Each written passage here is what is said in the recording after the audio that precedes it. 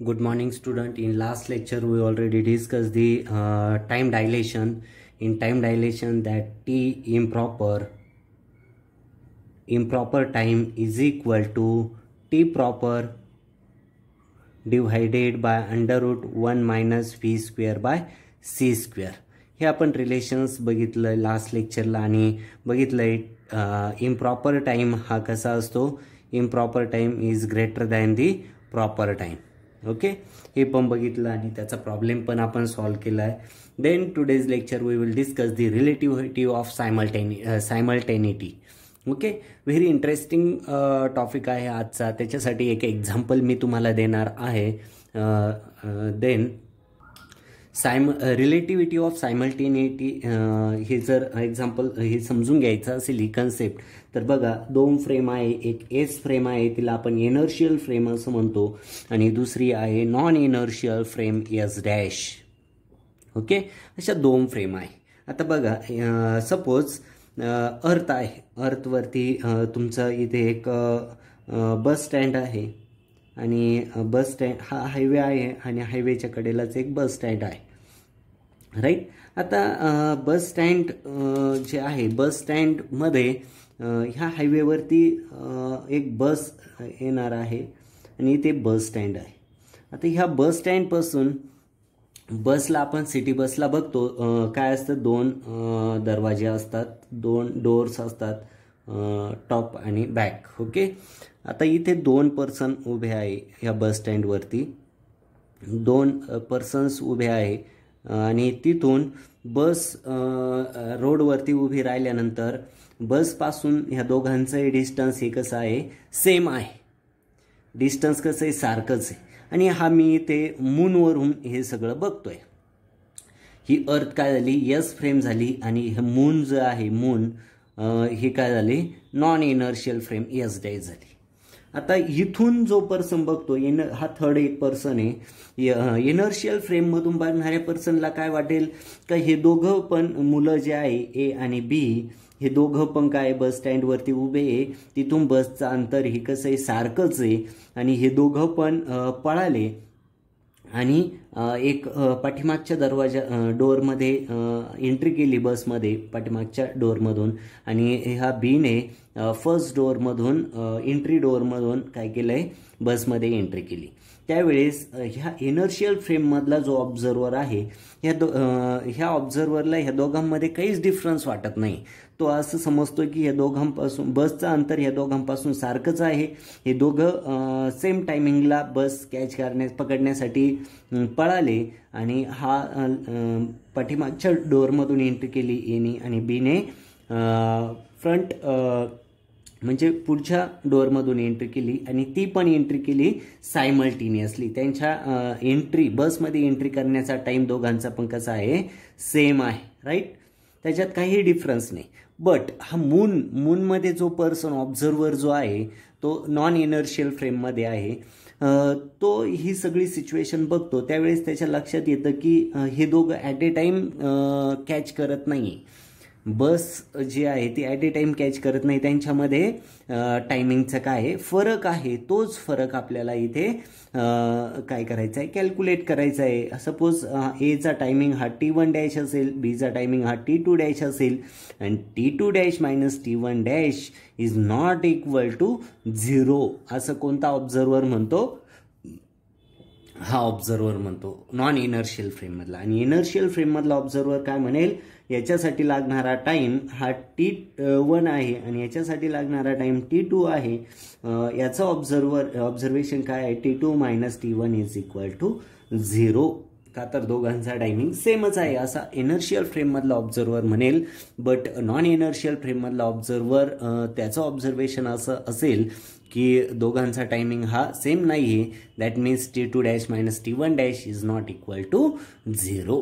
ही concept म्हणजेच relativity of simultaneity आहे. Okay, तीच आपण आजच्या लेक्चरमध्ये डिस्कस करणार आहोत. हे एक्झाम्पल समजलंय, ज्याला हे एक्झाम्पल समजलंय त्याला आजचा रिलेटिव्हिटी ऑफ सायमल्टेनिटी हा पॉइंट क्लिअर होईल. Okay, let us consider two events take place same in instant of here S frame, here S dash frame, okay, मी आता जे एक्झाम्पल सांगितलं तेच इथे बुकमध्ये वेगळ्या याने दिलेलं आहे. आता 2 events take place at the same instant x1 and x2 at S frame, and observer in S dash which is relative motion with respect to S would measure these events at. म्हणजेच इथे एक events घडते, कुठे inertial फ्रेममध्ये एक events घडते आणि तो नॉन इनर्शियल फ्रेममधला ऑब्झर्वर ती इव्हेंट्स बघतो, त्यावेळेस तो मेजर करतो त्या दोन इव्हेंटचा time. T1 dash is equal to T1 minus x1v divided by c square divided by under root 1 minus v square by c square, and T2 dash is equal to T2 minus x2v divided by under root 1 minus v square by c square, right? Equation 1 आणि equation 2. म्हणजेच काय झालं, इथे जो observer आहे non inertial फ्रेममधला observer, त्याने इथे एक इव्हेंट्स घडली, राईट? इथे एक इव्हेंट्स घडली, जसं मी बस स्टॉपवरील एक एक्झाम्पल दिलं. अशा 2 इव्हेंट्स घडल्या, त्या इव्हेंट्समध्ये 2 ऑब्झर्वर आहे, त्या दोघांचा टायमिंग ह्या ऑब्झर्वरने नोट केला आणि तो हा आला. ओके, दिस 2 इव्हेंट्स आर सायमल्टेनियसली. आता जर इथलाच एखादा ऑब्झर्वर असेल इनर्शियल फ्रेममधला, तर तो काय म्हणाल, तो त्या दोन्ही इव्हेंट्स कशा आहे, सायमल्टेनियस घडल्या, म्हणजेच T1 is equal to T2 आहे. बट नॉन इनर्शियल फ्रेममधला, हा इनर्शियल फ्रेम जे आहे तिथला ऑब्झर्वर काय म्हणतो, observe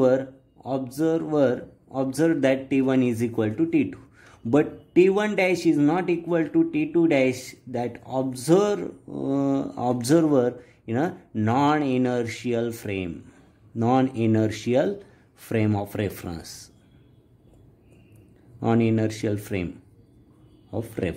ओके. आणि तो हा टायमिंग आहे, त्याचं जर आपण हे घेतलं T2 dash minus T1 dash is equal to, ह्या दोघांची सबट्रॅक्शन जर घेतली, Vx1 minus x2 divided by c square divided by under root 1 minus v square by c square, and this is not equal to 0. T2 dash minus T1 dash is not equal to 0. That means 2 events at x1 and x2 which are simultaneously to the observer. म्हणजे inertial फ्रेममधला observer म्हणेल की या दोघं events ह्या simultaneously घडलेल्या आहेत, but non inertial फ्रेममधला ऑब्झर्वरला त्या दोघं इव्हेंट्स ॲट ए टाइम घडलेल्या दिसणार नाही, त्यांच्यात काहीतरी टायमिंगचा डिफरन्स आहे. Therefore the concept of simultaneity has only a relative and not a absolute meaning. याचं काही ॲब्सोल्यूट मिनिंग नाही. Okay, this is the point of relativity of simultaneity. Okay, got it? Okay, next आणि important point आहे relativity मधला आणि आश्चर्यकारक पण आहे. हे बघा, ट्विन पॅराडॉक्स. आता ह्या ट्विन पॅराडॉक्समध्ये 2 आयडेंटिकल काय आहे, ब्रदर्स, म्हणजे ट्विन, जुळे भाऊ आहे. ओके, हे दोघं पण काय आहे, जुळे भाऊ आहे. आता जुळे म्हटल्यानंतर असं काही असतं का, त्यांच्या वयात किती डिफरन्स असतो, काही मिनिटांचा असतो किंवा काही सेकंदांचा असतो, माहिती आहे. ए आणि बी हे काय आहे, 2 ट्विन्स आहे. A and B 2 twins. Okay, then आता हे काय झालंय, हा ए जो आहे हा काय झाला, ही अर्थ आहे, ई फॉर अर्थ, आणि ए काय झाला, अर्थवरती थांबला, आणि बी काय झाला, हा स्पेसमध्ये गेला. ह्या स्पेसमध्ये हा बी गेला. ओके, स्पेस जर्नीसाठी बी गेला. आफ्टर लॉंग जर्नी दॅट बी हा ह्या स्पेसमध्ये गेला, आणि स्पेसमध्ये गेल्यानंतर लॉंग जर्नीनंतर तो काय झाला, परत रिटर्न आला. आपल्याला माहिती आहे की हा टाईम जो आहे, हा टाईम कसा आहे, म्हणजे आपण नॉन इनर्शियल फ्रेममधला 1 वर्ष म्हणजे इनर्शियल फ्रेममधले खूप वर्ष असतात. हा आता नॉन इनर्शियल फ्रेममध्ये गेला एस डॅशमध्ये, हा एसमध्येच आहे. हा जेव्हा रिटर्न आला, हा बी जो आहे तो रिटर्न आल्यानंतर असं फील करतो की एचं एज कसं आहे, एज जे आहे ते जास्त आहे ॲज कंपेरेटिव्ह टू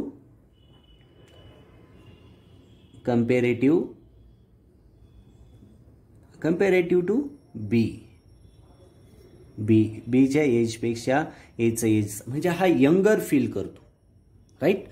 ही जी कन्सेप्ट आहे, ही कन्सेप्ट म्हणजेच काय, ट्विन पॅराडॉक्स. म्हणजे लक्षात आलंय, दोन जुळे भाऊ आहे, हे दोन जुळे भाऊ म्हणजे त्यांचं वयामधला डिफरन्स काही सेकंदचा असतो. मग ह्या दोन जुळे भावांपैकी एक भाऊ जो आहे तो अर्थवरतीच थांबला आणि दुसरा जो आहे तो स्पेस जर्नीमध्ये गेला. ओके, तो याचं 2 वर्ष झाले, तोपर्यंत हा जर्नीच करत होता. तो आल्यानंतर काय झालं, या दोघांचं वय तो रिटर्न आल्यानंतर सेमच पाहिजे ना. सपोज हे 1 वर्षाचे असताना हा अर्थवरती थांबला, पूर्ण 1 वर्ष कंप्लीट झाल्यानंतर, आणि हा स्पेसमध्ये गेला. 2 वर्षांनी याच्या 2 वर्षांनी रिटर्न आल्यानंतर दोघांचं वय किती पाहिजे, 3 इयर्स पाहिजे. पण तसं होत नाही. ह्या एचं वय एज जे आहे ते 3 इयर्स असेल, पण बी हा काय फील करेल, that my age is 1.5 or 2 years only. Okay, असं हा काय करतो, फील करतो. ही जी कन्सेप्ट आहे, that concept is called as the twin paradox म्हणतात. म्हणजेच हे कशावर डिपेंड आहे, आपण क्लॉक जो आहे, क्लॉक घालून ह्या पर्सननी क्लॉक वेअर के, म्हणजे हातात क्लॉक आहे आणि हा सी हा वेलॉसिटी मूव्ह झाला तर त्याचं क्लॉक ऑटोमॅटिक काय होईल, स्लो चालेल. म्हणजेच लास्ट लेक्चरमध्ये जे आपण बघितलं आहे टाईम डायलेशन, त्याच कन्सेप्टवरती हे ट्विन पॅराडॉक्स आहे का, जो स्पेसमध्ये जो ट्विन्समधला एक बी हा ब्रदर स्पेसमध्ये गेलेला आहे आणि तो काय फील करतोय, after that space journey that he will be feel that I am a younger than the my A brother. Okay, अजून डिटेलमध्ये बघू आपण. इथे बघा, एक बुकमध्ये एक एक्झाम्पल दिलेलं आहे. 2 ट्विन्स आहे, 2 twins A and B, right. Each year, आता दोघांचं वय जे आहे ते किती आहे, 20 इयर्स ऑफ एज. आता ट्विन ए काय आहे, ट्विन ए जो आहे, ए हा अर्थ कुठे remains at rest at the origin O, म्हणजे हा अर्थवरतीच थांबला. ओके, आणि बी जो आहे, ट्विन बी हा ट्रिपला गेला, राऊंड ट्रिप ट्रिपला गेला स्पेसमध्ये. ओके, त्याची व्हेलॉसिटी जी आहे ती किती, 0.99 इंटू सी एवढी त्याची व्हेलॉसिटी आहे. ओके, आता star is 10 light years away from O. आता काय झालं आहे, त्या स्टारवरती हा गेला. ओके, आणि तो किती लांब आहे, त्यांच्यातलं डिस्टन्स जे आहे ते किती आहे, 10 light year. Okay, away from origin. We want to determine the age of A according to B and B finishes his journey. आता according to A the time taken by B in the round trip is, आता त्याचा time calculate करू, 20 light years divided by त्याचा speed. हा काय झालं, ते distance झाला आणि स्पीड आहे 0.99 इंटू सी. हे जर कॅल्क्युलेशन केलं तर हे कॅल्क्युलेशनमध्ये T1 किती येतोय, T1 is equal to 20.2 years. हे कोणाच्या रिलेटेडचा टाईम आला, तर जो इथे होता, कुठे अर्थवरती होता, त्याचा रिलेटेड हा टाईम आला. म्हणजेच according to A his own age is B complete. हा बी जो आहे, बी पर्सन याची जर्नी कंप्लीट करूस तर ह्या एचं वय किती झालं, एचं एज जे आहे ते किती झालं, अगोदर 20 होतं, प्लस हा ती जर्नी कंप्लीट करून येऊस तर ते किती झालं, 20.2. म्हणजेच एचं एज जे आहे ते टोटल किती झालं, याची जर्नी कंप्लीट करून येऊपर्यंत 40.2 इयर्स. लक्षात येत आहे. एवढी जर्नी एवढं वय त्या ए ह्या पर्सनचं झालं. येतं आहे लक्षात. आता बीचं एज आपण कॅल्क्युलेट करू. अकॉर्डिंग टू बी, आता तो स्पेसमध्ये गेला तेव्हा बीचं एज किती होतं? बीचं एज 20 इयर्स होतं, राईट. देन आता त्याच्या रिलेटिव्ह त्याची जर्नी जी झाली त्या जर्नीच्या रिलेटेड आपण त्याचं एज कॅल्क्युलेट करतोय. 20 years into that 1 minus v square by c square. Okay, then 20 into under root 1 minus v किती त्याचा 0.99 त्याचा whole square into c square divided by c square. This get cancelled. That means 20 into under root 1 minus 0.99 whole square, right? That means हे calculation केल्यानंतर 2.8 year एवढं झालं. हा T2चा म्हणजे जो स्पेसमध्ये गेला त्याचा टाईम जो आहे त्याचं हे जे आहे ते पूर्ण जर्नी होऊन येऊस तर एवढं आहे असं त्या बीला वाटतंय. ओके, म्हणजेच टोटल ती जर्नी कंप्लीट केली. जर्नी कंप्लीट केल्यानंतर पूर्ण अगोदर त्याचं 20 इयर्स एवढं एज होतं, प्लस तो पूर्ण जर्नीमध्ये त्याचं एज जे आहे 2.8 इयर झालं. म्हणजे त्याचं बीचं टोटल एज जे आहे ते पूर्ण किती झालं आहे? 22.8 इयर्सचं झालं. त्याच वेळेस बीचं एज किती होतं? एचं एज किती होतं? ती पूर्ण जर्नी कंप्लीट केली बीने त्यावेळेस त्याचं 40.2 एवढं इयर्सचा तो झाला. म्हणजेच बघा किती फरक पडला. हा स्पेसमध्ये गेला, ओके, तो रिटर्न येऊस तर दोघांचं वय 20-20 वर्षच होतं ए आणि बीचं.